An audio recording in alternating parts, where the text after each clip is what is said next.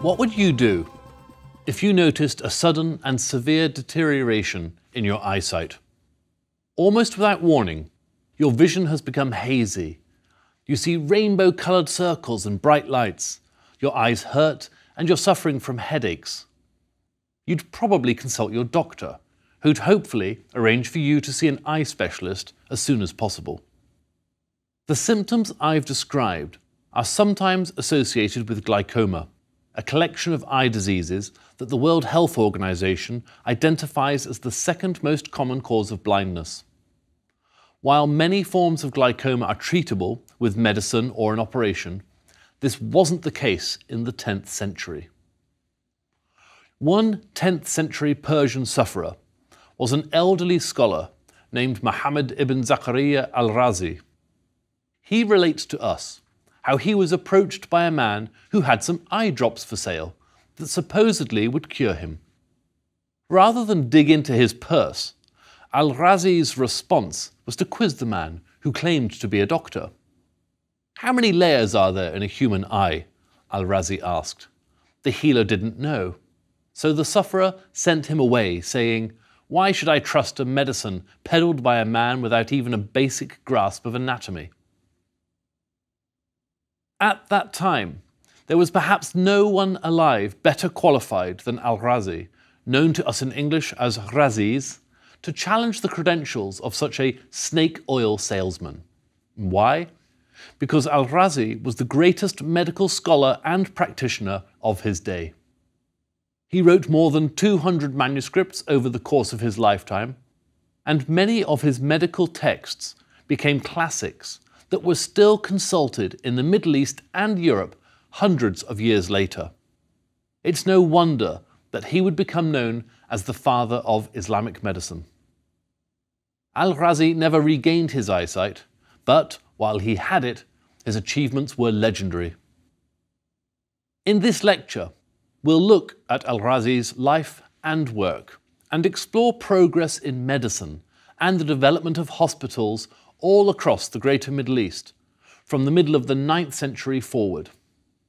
We'll also devote some time to one of the greatest medical minds of all time, Ibn Sina, better known in the West as Avicenna. So let's start our journey by going back to al-Razi's early life, before he was losing his eyesight. Raziz was born in 854 in the Persian city of Rey, hence his family name of al-Razi. Rey is one of modern Iran's oldest cities, with a history of settlement dating back to about 6000 BC. Situated on the ancient Silk Road, it was an important centre of trade and scholarship. Today, it's part of Greater Tehran, the capital of Iran. Verifiable facts about al-Razi's life are scant, as is the case with most people from this period. That said, all sources agree he developed a talent for music early in life, becoming an accomplished oud player. An oud is a stringed instrument, not unlike a lute. When he reached adulthood, he put music aside and took up alchemy, mathematics, philosophy, and literature. By turns, he excelled at, and then tired of, all these subjects, eventually taking up medicine at around the age of 30. And it's this subject to which he dedicated the rest of his life. Al-Razi left Persia in order to study medicine in the greatest city in the Islamic world at that time, Baghdad. In Baghdad, he had access to Arabic translations of the most important medical men from the ancient world. Of these, the earliest was Hippocrates, the 4th century BC Greek physician who was considered the father of Western medicine, and from whom we get the Hippocratic Oath.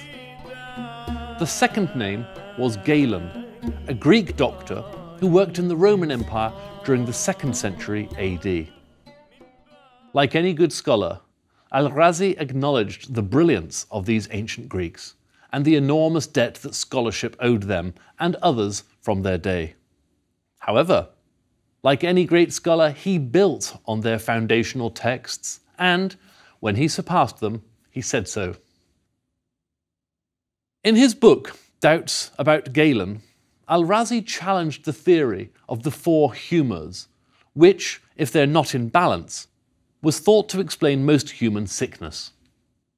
Al-Razi suggested there were a number of other elements that Galen had failed to consider, such as oiliness, saltiness, inflammability, and sulphurousness. Even so, Al-Razi was humble enough to add the following: "It grieves me to criticise the man Galen, from whose sea of knowledge I have drawn so much. Indeed, he is the master, and I am the disciple. But this reverence and appreciation should not prevent me from doubting, as I did, what is erroneous in his theories." He also attacked the writings of Hippocrates for being disorganized and too brief, before he would go on to write a lengthier corrective text of his own. Al-Razi also wrote extensively about medical ethics, and in a book called Medical Ethics, he talks about the importance of morality in medicine. For Al-Razi, it wasn't enough for the physician to be good at his job, he should also be a role model for his patients. He was also convinced of the mind-body connection in pursuit of good health, as well as the importance of exercise and a healthy diet. As he wrote, "If a patient refuses to take responsibility for their lifestyle, including overeating or not exercising, then there is nothing a doctor can do to help them." Another important factor in general good health was good doctor-patient relations, as well as having a family doctor who would understand the patient's body over time. Changing doctors on a regular basis, he said, was a bad idea that could do little more than waste a patient's health, wealth, and time, not to mention wasting the doctor's time as well. Further, Al-Razi has been acknowledged as the first person to fully and accurately describe smallpox and measles, noting the important differences between the two, as well as offering possible remedies. His book, The Diseases of Children, was also the first to deal with pediatrics as an independent field of medicine. Al-Razi's medical notes, surgical observations, along with numerous new diagnoses and suggested treatments, were compiled after his death in what's now known in English as the Comprehensive Book of Medicine. The Comprehensive Book of Medicine was not only a tribute to Al-Razi's brilliance, but because he was so diligent about quoting his sources, it also presents a complete catalogue of all existing medical scholarship then available, from ancient Greece, India, and elsewhere. In this way, it was one of the earliest medical encyclopedias. So vast and detailed was this text that European medical students were still using Latin translations 700 years after Al-Razi's death.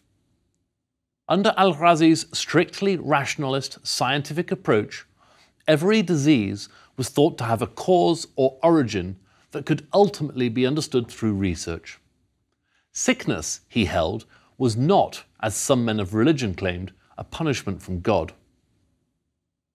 He encouraged doctors to read the latest medical treatises in order to keep up with developments that they might otherwise be ignorant of. And for those who might not want to consult a doctor at the first sign of an illness, he wrote the first medical manual for home use. Entitled A Medical Advisor for the General Public, this helpful compendium would remain a popular reference for many in the West until as late as the early 20th century. Al-Razi's manual included treatments for everyday complaints such as headaches, coughs, colds, and indigestion, as well as for more serious ailments. For melancholia, he advised taking extract of poppies, i.e. opium, because of its euphoric qualities. Unfortunately, for all of his medical knowledge and insight, he was unable to do anything for his own failing eyesight.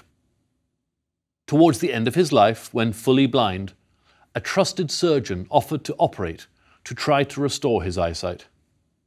Al-Razi replied, I've seen enough of this old world, and I do not cherish the idea of suffering the ordeal of an operation for the hope of seeing more of it. I'm going to broaden our horizon now to look beyond the numerous innovations that Al-Razi introduced for the treatment of individual patients, to look at the work he and others did to help improve care for the sick as a whole, i.e., in the development of hospitals. One of the most famous hospitals in the pre-Islamic world, or before the 7th century, was in Gundashapur, Persia. Founded in the late 3rd century, records show that Gundashapur was not unlike a modern teaching hospital. That's to say, a place both for treating the sick and for training the next generation of medical practitioners. In the Eastern Roman or Byzantine Empire, a decree was issued in 325 AD at the Council of Nicaea that a hospital should be established in every cathedral town of the empire. So what changed after the dawn of Islam and the conquests of this new military and political force? For one thing, the conquering Arabs found themselves ruling over large non-Muslim majority territories.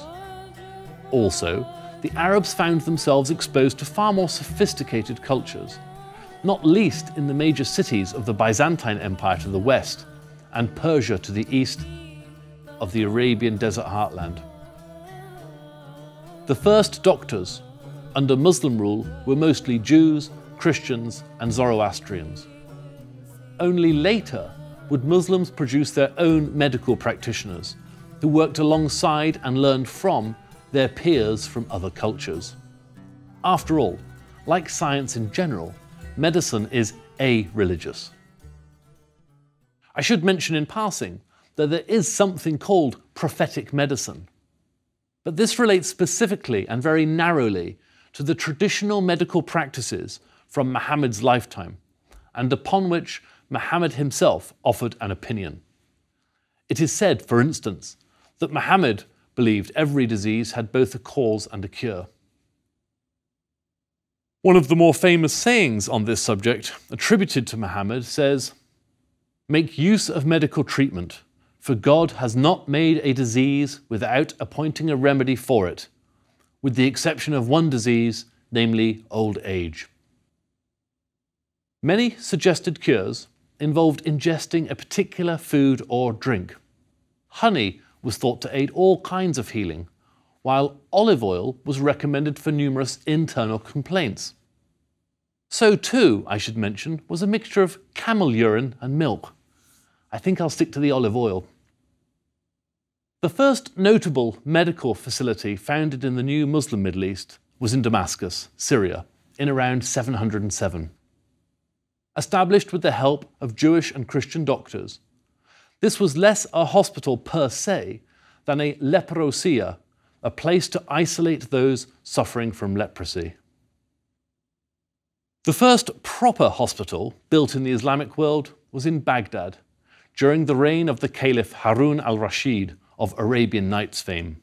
That's to say between 786 and 809. These hospitals were known by the Persian word Baymaristan. Stan means place, as in Uzbekistan, place of the Uzbeks, while Baymar means sick, thus the place of the sick, just as the German word Krankenhaus means the house for the sick. The growth of ever larger cities is precisely what necessitated the development of hospitals. More people living in closer proximity meant that diseases could, and did, spread more rapidly through urban populations.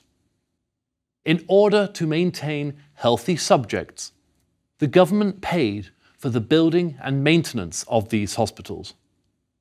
At the same time, government services were unable to keep up with demand, so private donors also funded the establishment of medical centres that were open to the general public. In both cases, the provision of healthcare was in part seen as a religious duty, and so all treatment was free. Yet hospitals remained essentially secular institutions, in that they were obliged to treat patients regardless of religion, race, citizenship, or gender. Nor was there a limit to how long a patient could stay admitted. Hospitals were required to keep patients until they were fully recovered. By the 9th century, Baghdad's hospital employed 25 staff physicians. As Baghdad grew, so did its need for more hospitals, and here again we see Al-Ghazi at work. Commissioned to build a new hospital, Al-Ghazi ordered that animal carcasses be hung in various parts of the city.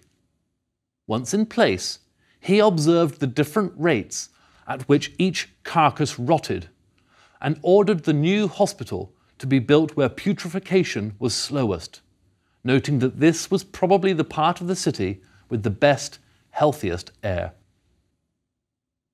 Al-Ghazi's hospital had a lecture hall, kitchen, pharmacy, library, mosque, and a chapel for Christian patients. Recognizing the importance of a healthy mind in a healthy body, recreational materials were also made available, and musicians were employed to entertain the patients. And as I've mentioned, the hospital wasn't just a treatment centre, but it was also a medical school. Basic science was taught through a combination of private tutors, self-study, and public lectures. Students were also responsible for keeping patient records, another innovation from this period. By this time, doctors had to be registered and licensed in order to practice, and hospitals were supervised by a combination of doctors and lay administrators. By the year 1000, there were at least 30 hospitals noted, from Islamic Spain to Tunisia and Egypt in North Africa to Persia in the east. Hospitals were also required to have separate but equally equipped wards for men and women, with patients attended to by gender-segregated nurses and staff. Patients were kept in separate wards for either the contagious or non-contagious, and there were also separate wings for mental health, eye diseases, and surgery. Now let's turn our attention to one of the greatest polymaths of all time, with expertise in numerous different areas of study. This was Ibn Sina, or Avicenna, as he's better known in the West. Born around 980 in modern-day Uzbekistan, he wrote about 450 titles in his lifetime, of which more than half survive. About 40 of these deal with medicine, including the 5-volume Canon of Medicine, completed around the year 1025. Ibn Sina was widely described in medieval Europe as the father of early modern medicine, though his work as a philosopher was even more important. But that's a story for another day. Ibn Sina began studying medicine at the tender age of 13 and was practicing at 16. While still a teenager, his medical knowledge saved the life of the local Samanid or Persian Sunni ruler. His Canon of Medicine was arguably the greatest medical text ever written up to that point in history. It's also one of the most influential over time, with this 1,000,000-word manuscript still being used as a standard text in European universities during the 18th century. Inspired by Galen and originally compiled to be used as a textbook for students under his tutelage, Ibn Sina's Canon would go on to be translated and studied by generations of scholars for centuries to come. Divided into 5 volumes, the first part is a compendium of medical principles, including anatomy and regimen, which is to say, prescribed courses of treatment and changes in lifestyle or diet to promote the restoration of good health.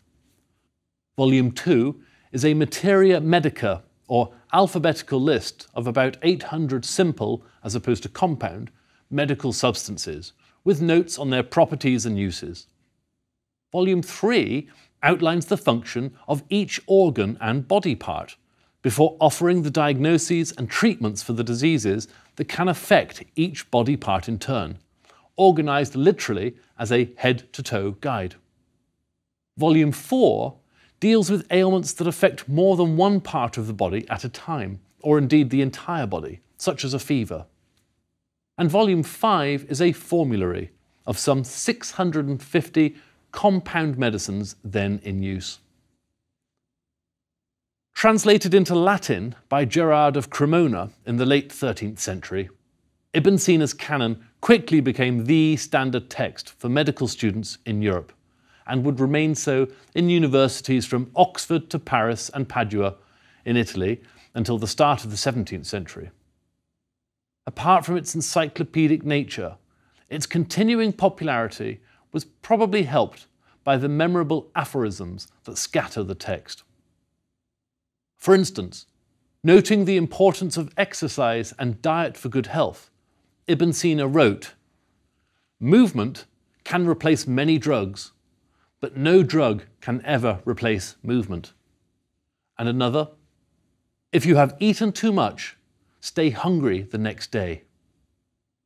Even more dramatically, Ibn Sina opined that an ignorant doctor is the aide-de-camp of death.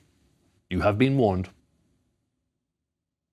Ibn Sina is credited with advancing medical knowledge through original discoveries and with improvements to the existing body of knowledge. One of his most important discoveries was his recognition of the potential for the airborne transmission of disease. He was also the first to correctly identify the distinction between central and peripheral facial paralysis. And he accurately described the curse of infection from the guinea worm. Ibn Sina also conducted groundbreaking research in psychiatric conditions, never the most glamorous branch of medicine. In his time, many less scientifically minded people saw mental illness as a punishment from God, and so, in some sense, something not to be meddled with. Other writings cover the treatment of kidney diseases, the production and use of heart medicines, and a series of experiments that demonstrated the connection between word association and heart rate, and which led to a successful diagnosis of lovesickness. As proof of this, a king's nephew was brought to Ibn Sina, and he was told to diagnose the young man's ailment. The prince, apparently a healthy young man, nevertheless was suffering from sleeplessness, loss of appetite, dizziness, and a raft of other symptoms. Ibn Sina, after considering his options, set about monitoring the young man's heart rate, while carefully uttering the names of different districts in the city. Noting that the young man's heart fluttered when a certain district was mentioned, he then mentioned the names of streets within that district, again monitoring the young man's pulse. Finally, he went through a list of women's names and again noted the prince's reaction. At the end of his experiment, Ibn Sina told the patient that he was in love with a certain woman and that the best cure was marriage. Embarrassed, the prince admitted that Ibn Sina was right. The king was told, a marriage was arranged, and the symptoms disappeared, literally overnight. While a charming story, the most important factor to note is that Ibn Sina's experiments with word association prefigured by some 900 years the very same experiments that Carl Jung was famous for in the 20th century. As we approach the end of this lecture, let's consider in broad terms the growth in medical knowledge during the Islamic Golden Age. Medieval Islam's receptiveness to new ideas and heritages helped it make major advances during this time, adding to earlier medical ideas and techniques.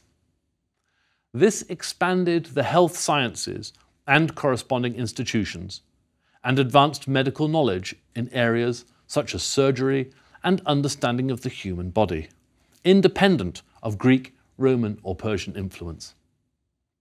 These advances were indeed remarkable. Yet when we talk about medicine, or for that matter, mathematics, chemistry, or any of the sciences, we should also remember that the subject is not Islamic per se. Lancing a boil or amputating a limb is no more Islamic than it is Jewish, Christian, or Buddhist. Medicine is medicine, and science is science. However, the vast majority of scholarship that took place in the medical sciences in the Muslim Middle East at this time was initially written down in Arabic. This was true for the translations and compilations made of earlier Greek texts, and for the mass of original scholarship that also took place at this time. Few, if any, credible scholars of the day claimed that Islam was the key to all their knowledge, or proof of the rightness of their vision of the one God. Now, at various times during the Islamic Golden Age, there were prohibitions on Muslims visiting Jewish and Christian doctors, in case they prescribed a course of treatment or medicine that would harm or even kill. It's been noted, however, that such injunctions were almost universally ignored. Then as now, anyone in need of medical help couldn't care less about a doctor's religious faith, but rather his or her skill and track record as a doctor. There were also periodic debates among Muslim theologians as to whether Muslim physicians should use Greek, Chinese, and Indian medical techniques, seen by many as pagan. Typically, those lacking imagination or common sense lost out to the more broad-minded men of both religion and science, and Islamic physicians were given free rein to study and adopt any techniques they wished. Even so, both Al-Razi and Avicenna were accused by critics of atheism during their lifetimes, a serious charge indeed. Both men were certainly critical of certain aspects of organized religion, and in particular of poorly educated religious authorities who praised blind faith over rational thought. Al-Razi believed that the common people had been duped into belief by religious authority figures and by the status quo. As a result, he criticized religious adherents for not more actively challenging their received wisdom with rational analysis. Instead, he contended, the faithful sometimes acted violently when asked to defend their faith. Al-Razi said, "If the people of this religion are asked about the proof for the soundness of their religion, they flare up, get angry, and spill the blood of whoever confronts them with this question. They forbid rational speculation and strive to kill their adversaries. This is why truth became thoroughly silenced and concealed." Writing about the God of the Old Testament demanding sacrifices, Al-Razi wrote, "This sounds like the words of the needy rather than of the laudable, self-sufficient one." Al-Razi believed that the existence of many different religions was, in itself, evidence that religion was the creation of humans rather than the divine.